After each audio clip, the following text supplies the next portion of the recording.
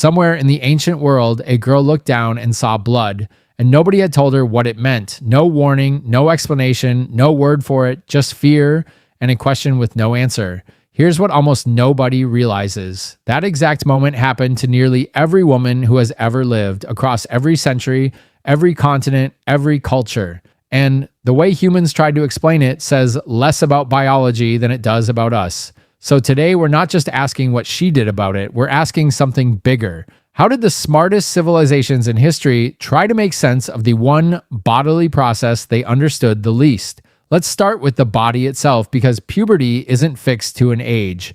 It's closer to a calculation your body is constantly running. Do I have enough stored energy to safely support a pregnancy? That threshold depends on nutrition, physical activity, and stress. Populations living harder, leaner lives tend to reach menarche later than well-fed populations today. Researchers studying historical health records have documented this pattern repeatedly across different populations and eras, which means for most of human history, a girl's first period likely arrived later than it does for a typical teenager now. Older, leaner, running on far less food security than we take for granted. A body shaped by scarcity experiences even its most basic biological milestones on a completely different timeline than a body shaped by abundance. Now, here's where things get interesting, because once we move from prehistory into written history, humanity stops guessing and starts explaining, and the explanations get strange fast. Even before Rome, ancient Egyptian medical texts, among the oldest surviving medical documents in the world, mention menstruation directly, treating it as a diagnostic sign physicians should track carefully. The Ebers papyrus, dated to around 1550 BCE, includes remedies and observations tied to menstrual regularity, evidence that as early as the height of Egyptian civilization, physicians were already trying to systematize something they could observe but not fully explain. It wasn't feared in quite the same way it would later be in Rome.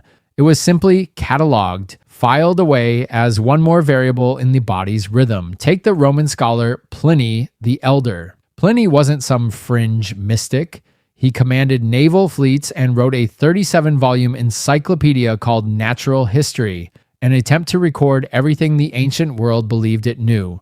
When Pliny reached the subject of menstruation, he did not hold back. He claimed contact with menstrual blood could sour wine, kill crops, rust metal, and drive dogs mad. He wrote that a menstruating woman's gaze could dull a blade and that her presence outdoors, under the right conditions, could scare away hailstorms and lightning. This wasn't fringe folklore whispered in back alleys. This was one of Rome's most respected scholars, writing it down as established fact for future generations to read as truth. Why would a serious thinker write something so wild? Because buried inside the exaggeration was a genuine, if badly misunderstood, agricultural belief. The idea that menstruating women walking through fields could ward off certain insects. Some of this fear was tangled up with real observation, twisted almost beyond recognition, but the underlying message across Roman thought was consistent. Menstrual blood wasn't just considered unclean, it was considered dangerously powerful, almost supernatural, capable of reaching into the physical world and bending it. Pliny wasn't alone in shaping this narrative. The physician Hippocrates argued that men purified their bodies through sweat, while women, viewed as biologically weaker, had no equivalent outlet and were therefore compelled to bleed instead.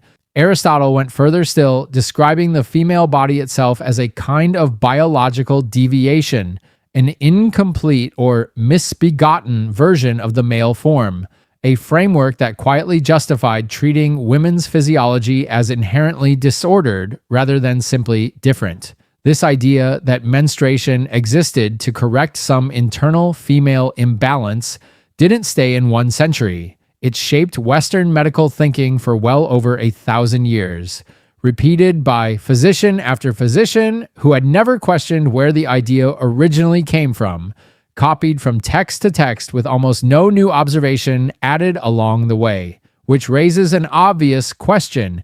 If the men writing official medical texts believed something this disconnected from reality, who was actually treating women's bodies with any real understanding?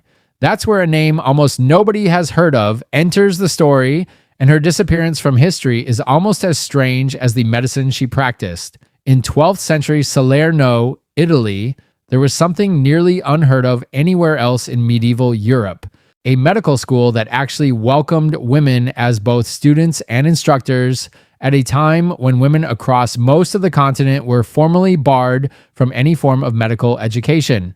A practitioner there named Trotta wrote extensively on women's health, covering menstrual disorders, infertility, and general medical care with far more nuance and clinical observation than most of her male contemporaries who tended to rely on inherited theory rather than direct patient experience. Her work eventually got folded into a larger medical compendium that spread across Europe, from Spain to Poland, from Sicily to Ireland, copied by hand and passed between physicians who had little idea where the original material had actually come from. The original title was something like The Little Work of Trotta. Somewhere along the way, as it was copied and recopied by hand across centuries, people misread that title as the name of an author. A woman named Trotula was born not from an actual person, but from a scribal mistake, and Trotula became remembered as a legendary physician, while the real woman behind the source material faded almost entirely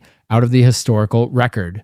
A footnote quite literally became more famous than the person who wrote it, and for centuries afterward, physicians across Europe cited Trotula as an authority without any idea that they were actually referencing the work of a real woman practicing medicine in a small Italian coastal town. So far, we've got Roman terror and medieval misunderstanding, but not every culture treated a girl's first period as a crisis to be managed quietly. Some treated it as an event worth celebrating publicly for days at a time. Among the Apache people, there is a ceremony called Na'iz, a communal celebration marking a girl's first menstruation that traditionally lasts 4 full days, filled with sacred songs, dances, and ritual reenactments. During the ceremony, the girl steps into the symbolic role of white-painted woman, a foundational figure in Apache origin stories, associated with renewal and protection. This wasn't hidden. It wasn't shameful. It was public, sacred, and structured around the idea that this moment marked genuine spiritual power, not something to be concealed. And here's the part that should genuinely unsettle you. When the United States government banned Native American spiritual practices in the early 20th century, ceremonies like this one became illegal to perform. An entire cultural tradition built around honoring a basic biological reality was pushed to the edge of extinction by policy, not by disbelief. Families who continued the ceremony risked legal consequences simply for marking a moment that, in Roman and medieval Europe, had been treated as something to fear or hide. It survived anyway, and some Apache communities still practice it today, a tradition that outlasted deliberate suppression, carried forward quietly by people who refused to let an outside government decide which parts of their culture were allowed to exist. So now we've got 3 wildly different emotional responses to the exact same biological event.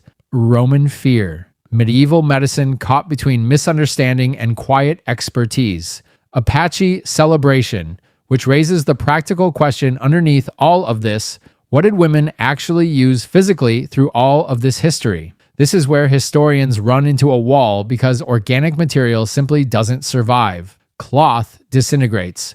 Moss and plant fiber decompose within decades, not centuries. Almost nothing physical remains from before the 19th century, which means most of what we know comes from educated inference based on materials known to have been used for similar absorbent purposes like wound dressing, which makes the timeline of the modern commercial product almost shockingly recent. In Britain, a Birmingham manufacturer was already advertising early sanitary products in medical trade publications by the early 1890s, years ahead of anything comparable in the United States. But the product that actually reshaped the entire industry came from, of all places, a World War I bandage factory. During the war, the Kimberly-Clark Company developed a wood pulp material called Cellucotton, an inexpensive, highly absorbent alternative to cotton used in surgical dressings.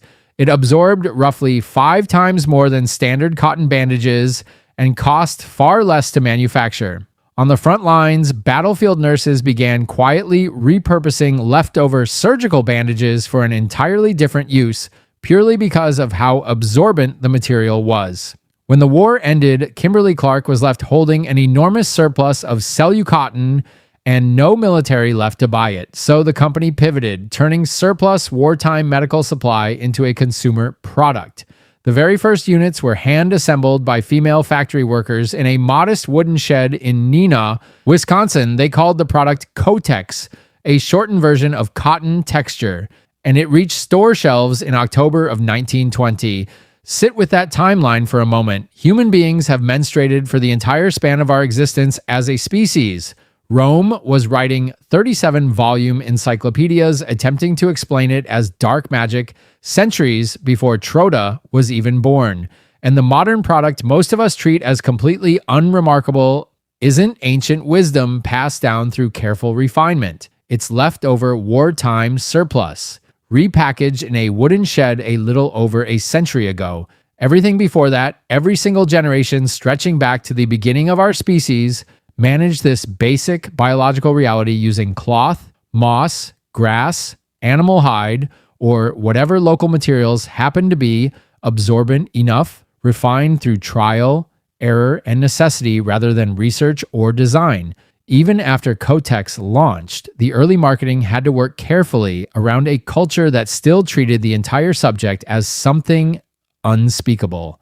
Early advertisements never used direct language, relying instead on euphemism and vague imagery, because even a company selling the product commercially still had to navigate more than 1,000 years of accumulated silence and superstition. It's a strange kind of irony. The physical technology solved the practical problem in a matter of years. The cultural silence surrounding it took generations longer to even begin loosening. For nearly all of human history, this experience was handled quietly, locally, without instructions, without consistency, sometimes with genuine dread, sometimes with public celebration, but never without people figuring out some way through it. That thread, resilience without a manual, runs through every culture we've looked at today. Different explanations, different rituals, different levels of fear or honor, but always the same underlying resourcefulness. Generation after generation, quietly solving a problem the official record barely acknowledged. And maybe that's the real story here. Not the wine that supposedly soured, not the ceremonies, not even the wooden shed in Wisconsin. It's that behind almost every historical account written by men trying to explain what they didn't understand, there were women simply living through it, adapting, passing knowledge quietly from one generation to the next, long before anyone thought their experience was worth writing down accurately at all. If stories like this, the strange, overlooked corners of human history, are the kind of thing you find yourself thinking about afterward, that's exactly what this channel is built around. Hit subscribe, turn on notifications, and I'll see you in the next one.